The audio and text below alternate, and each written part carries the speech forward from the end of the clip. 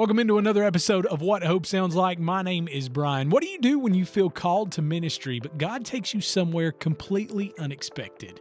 Well, that's exactly what happened to our friends that we're talking to today, Garrett and Jacq from CLINE. What started in the church led them into the country music world, and it turns out it wasn't a detour at all. We're excited to get started in this conversation, so let's jump right in.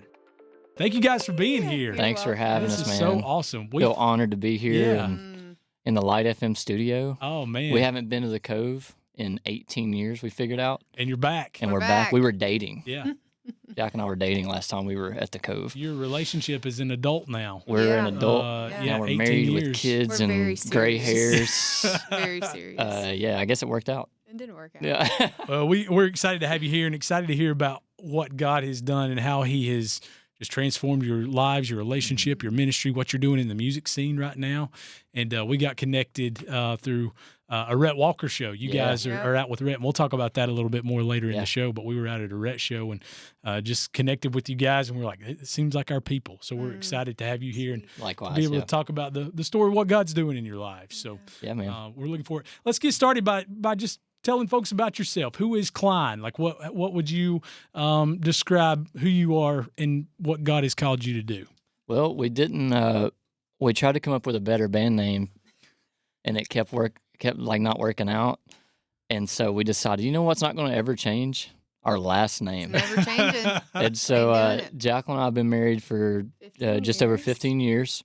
And then the third member of CLINE that's not here today, Rhett Walker stole him from us this weekend, so he's out with Rhett. He's trying to keep Rhett in line, which is an impossible task, as we know. But he's the third member of our band, and it's my brother. So it's very, very much a family thing. And so we started writing songs together. We were in high school, met in our youth praise band at our church in Bowling Green, Kentucky. And I was playing guitar and bass, and Jacq was the singer, and Derek was the drummer. And he's about 3.5 years younger than me, so Derek was always hanging out with the older kids. Yeah. And we just started writing songs. And, the first version of us was like this Christian rock band, but like we were Christians in a band. Oh, yeah. We were going to be like Switchfoot, Yeah. Go to the secular venues. Yeah, we were like, we wanted to be on Tooth and Nail Records. You remember Tooth and Nail? Under Oath. I don't know Emery. Tooth and Nail. Okay. I'll tell you that. This was the rock thing. I'll tell on myself a little bit here. I grew up where I grew up. It was Southern gospel, bluegrass. Well, I didn't know Christian rock music existed until later on in my life, like Stryper and all that stuff. Never heard of it. I was a Ralph Stanley kid, absolutely. growing up. So that's part of our story too. Yeah. So my dad was a Southern gospel singer and bass player and weekend warrior, to the point they had a bus and everything. Really? I mean, they all had full-time jobs, and they would all go do 2-3 nights a weekend on the road. What was the name of their group? Greater Desire. And that turned into, as it slimmed down, it turned into True Call. Okay, True Call. Yeah. More modern. I feel like all of the old school Southern gospel has greater or something, greater vision, greater desire, greater. I love that. So that's where, I was on a bus when I was 3 years old, and I was like, I'm still sleeping on a bus. I don't know what, I guess I just never changed up. But so we had these little rock bands, and we always led worship, in our church. And we just, we were just like, I don't know, there was no plan to it. There was no like. We were just doing what we did. We just did what. And we did it together. Was in us to do. And, Jacq became a poet in that time, and she learned how to write songs, and we learned how to play. And it was all just really centered around our church youth group, and leading worship. And living in Bowling Green, Kentucky, that's like an hour north of Nashville for people that don't know. We always had like unbelievable musicians in our church. Guys that had gone and, Clay Walker's old drummer went to our church. And guys that had played the Grand Ole Opry a bunch were our drummers, and so on and so on. One of the worship leaders had a daughter who dated a dude in Nickel Creek for a while. So Sean was at our church one time, and it's just all these crazy music connections. That's a little, if you're in Nashville, the person serving you is a better guitar player than you, right? But in Bowling Green, we didn't think it was that way, and our church was this breeding ground of musicians. So I'm 12 years old playing with a drummer who had done really pro things. And my dad had done some pro stuff, and we had the vocalist I stood beside and lived with. pro levels. So Yeah. we really learned how to play, not just lead worship, but literally just like the act of, honing your craft from these really great musicians in Yeah. our little local church, Right. And right? they're they're volunteers. Yeah, yeah. You know, Yeah. their heart is just Yeah. to come and to serve To the serve. church. Yeah. Right. So Yeah. it's we a were- really sweet place to be. Yeah. So that was all just kind of happening. And then in 2014, we could do a whole podcast on this one little story. So I'm going to try to make this That's short. fine, Just man. tell us when we need to trim it No, up. This no, was like a it's fine. 6-hour podcast. How long is this going to be? Hey, we can, Okay, as all right. long as the Lord The tarries, 6-part we'll, series. we'll Yeah. talk about it. Yeah. Yeah. So, like I said, we were playing Southern Gospel. We were leading worship in our church. We were doing this rock band thing while we were in college, and graduated college. We were just kind of serving on staff at our church in like a intern ministry assistant role. And Jacqueline went back to finish her degree at Western Kentucky University. Okay. She's in class with this guy named Dallas Wilson, who is now a hit songwriter. He Okay. wrote half of Laney Wilson's record and Wow. Yeah. all this stuff. But he was in college. We were both just trying to finish the degree. Yeah, Yeah, just just get Having a out of good time there. doing it, Yeah, honestly. yeah. So we were both in physical education. Yeah. And health. Okay. It was fun. We had a good time. Yeah. So this dude, Dylan Scott, that nobody had heard of at the time, Yeah. Dallas and his dad were from the kind of same area as Dylan and their family. And Dallas was like, Jack, would Derek and Garrett ever considered going and doing a country gig? Mhm. We had not played, professionally at all to that Yeah. point. Never went and played on Broadway in Nashville. Never done the thing, Yeah. Yeah. And we just kind of live by this motto still to this day. Our yes is on the table. Yeah. We just let's trust God with the doors opening and Schedule closing. And what's in front of us. That has seemed to be a better way to live, Yeah. for Yeah. us. Yeah. And so she's like, I don't know, probably. So within a week, me and Derek are taking off to play with Dylan Scott, Wow. who I think he had just had his first single kind of shipped to radio, Okay, yeah. Yeah. Um, At that time, was he headlining or was he just a part no, of like no, other no. headlining We were tours? in a little black Econoline van. Yeah. It was um, the grind at that point. No But the doubt. first weekend out, we flew to somewhere in Nevada, I think, and opened for Little Big Town, Okay. on this festival. Yeah. And I was like, oh, this is like a legitimate Gig. operation here. Yeah. Like, Right, this is interesting. So, we got in there and we started. I mean, it turned into 160 shows a year real fast. Mhm. So, kind of what we had felt led to do, we kind of got put on the back burner. Well, a really practical way is the phone stopped ringing for CLINE. Mm. And that's something that we had always seen. We were like, okay, Lord, if you want us to go, then you send it. Yeah. you Bring send it. Yeah. And the phone would ring. And every weekend, CLINE had something. And then all of a sudden, when God shifted the assignment to Dylan, the phone stopped ringing for CLINE. Wow. So it was very obvious that Mhm. Lined up. this was where we were supposed to be for this season. Yeah. Yeah. Even though it kind of put our stuff on pause, Yeah.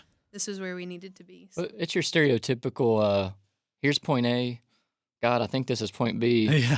and you think it's going to be a straight line. Yeah. Uh-huh. And yeah. God goes, no. Wait, Yeah. hold on. Yeah. Yeah. Here it is. Yeah. Yeah. Yeah. And You get a better workout that Oh, way. you Yeah. sure Yeah. do. Yeah. so we're stepping out. You talk about stepping out in faith. I'm like, God, how is country music how you're going to bring us to what we feel called to do? Right. Doesn't make any sense. Yeah. Yeah. we- Because, for those listening, it's why would you step away from your ministry to go Yeah. Mhm. in a Yeah. secular space? Yeah. Talk about that. Yeah. Well, And we just what happened was we stepped into the ministry that God Mm. had for us. Yeah. We didn't know it because the ministry that He had for him was being on the road backstage or after the shows and connecting with those people and talking about Jesus, asking them about their lives. And what God did with me was I went and I was a part of our college ministry. I never Yeah. planned on working at a church ever. Wow. I wanted to travel. I wanted to make money. That was about it. Yeah. And God assigned that to me. And so we had ministry that when we met, we immediately ministry together. Mm.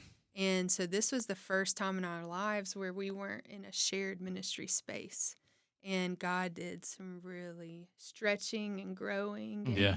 It was a challenging season in ways, but a very beautiful growth season for Yeah. us as our own ministers, Right. not each other Yeah. as one. Didn't but- have each other to lean Yeah. Yeah. to lean on in those Yeah. moments, but you And it maybe was looked at- necessary because now I look back and I'm like, oh my gosh, I learned that. then. Yeah. You taught me how to minister through this in that season, and to Yeah. walk with people that, in college world, I was a little bit older when I went back to school, but they were living a very different lifestyle than I was when I was a newly married woman. Right. And so I was getting 3 a.m. calls to go pick up girls that I was pouring my life out into Wow. to get them from horrible situations. Yeah. Or I was getting calls to go do something fun that we should not have been doing. Yeah. Not anything illegal, but like Yeah. there were some things I got to have a lot of fun in this season of life. But man, it just really shaped us as ministers. Yeah. And we had no idea that was going to be a part of Well, and get this, we went when this call from Dylan came, we went and talked to our pastors. Said, "Hey, this is crazy. Like, I think this is what God wants us to do." And instead of going, "All right, good luck," or being mad about it, our lead pastor said, "Yeah, it's exactly what you need to do. We care about people coming to know Jesus." And guess where lost people are? Yeah. They're at country concerts. festivals. Yeah. Yeah. And so they kept us on staff the whole time we were traveling in country music. Wow. So, but that grew and grew and grew. We got the opportunity. The producer that was producing liked our band, so we got to play on the records and got to play on some of those big hits and like learned how to record music. Yeah. Made all these relationships with people in Nashville that we would have never known. We never moved to Nashville. Right. We never went and did the networking things. We did nothing that you're supposed to do to go make it. Yeah. Right. Yeah. And it just grew and grew and grew to the point where it got pretty good. Uh-huh. So Jacqueline's picking up girls at 3 a.m. and I'm like eating Luke Bryan's catering. Oh, I was going to say, Yeah. Isn't that funny, though, how y'all were literally put in the same place, like dealing with your own, like I'm ministering to these people that I've been put, and you're separate. Yeah. You're in the college space dealing with probably some folks that we'd see at Waffle House at 2 a.m. in the morning in a college town, and then you're on this country tour. Talk about that environment and just kind of what you experienced as a part of that, what you saw and how your faith grew in that time. I tell you, the biggest thing is I had amazing parents and I had amazing pastors. And I was 25 when that started. Yeah. Okay. All the foundation I needed was there. You know what I mean? Yeah, for sure. I didn't go, well, I'm going to go party for a few years and then get and build my testimony, a Christian Rumspringer or something. Yeah. Like I had this foundation of what it meant to be an actual follower of Jesus. In some of those environments, what it meant to be a professional. Yeah. Like, also, this is how God chose to feed my family for that season. That's a big deal. Yeah. And so I was really fortunate. My brother Derek was there with me, and we had some other brothers on that camp that were just solid Christian dudes. And so, if anything weird or squirrely started happening, if women found their way backstage, we were together, man. Yeah. Like we had each other's backs. We protected each other. Yeah. And that just speaks a lot to the brotherhood and community of that. Yeah. And you talk about faith growing. There were nights, especially toward the end of our journey there. I kind of learned how to deal with like depression and sadness, because like I was in this environment. I was in these environments that Jesus talked about him being in. Yeah. He was with the sinners and the tax collectors. It's really safe to like be in the staff meeting at church for me, or it was for me. It was a very safe place. Yeah. Hey, we got the same mission, vision. Most of us live pretty close together. We got the same, We've lived in Bowling Green for 30 years. Yeah. I'm out here watching people quite literally kill themselves. Yeah. And I'm like, God, rescue these people, Wow. And that was really hard for me. And especially towards the end of our journey, we had kids at home. Jacqueline's trying to basically raise these 2 boys.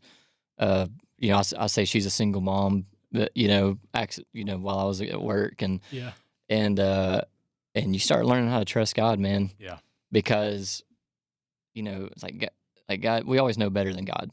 Like God, what seems better to me is for us all to be together, right? And we just go do ministry every night, and it looks this way. It looks this way, and God's like, "That's not time for that yet." Yeah. And then He, I don't know how else to say it other than I felt like He released us. Yeah. you know, and thankfully Derek and I got to depart from that camp at the same time. Because I was kind of thinking like, I don't know. I just didn't know how this was going to go. Right, yeah. And so we felt like God released us, and again, it was yes is on the table, and that was really hard. And so kind of how that all started was COVID hit, and we were supposed to be on this big arena tour, okay? And one show got canceled, and then the next show got canceled, and then the next week got canceled, and then here we are, we're all in COVID mode, okay? So I'm freaking out. I don't know how we're gonna pay our bills. I don't know how we're gonna do any of this. And over that, this is one thing that I hate about Jacqueline, is she listens to Jesus faster than me. And she said, I'll never forget, she said, Garrett, we have such a beautiful opportunity to trust God right now. This conversation, a great reminder that sometimes what feels like a detour is exactly where God is working. And for Garrett and Jacq, well, the story doesn't stop here. We're excited to bring you part 2 of our conversation coming up next week, because what comes next, well, it stretches their faith in ways that they never expected. So if you've ever been in a season where you're learning to trust God more than ever, you don't want to miss this next episode. Thank you so much for joining us. Remember to like and subscribe to the podcast wherever you listen. That helps us get the message of hope out to more people. We appreciate you joining us today, and that is what hope sounds like.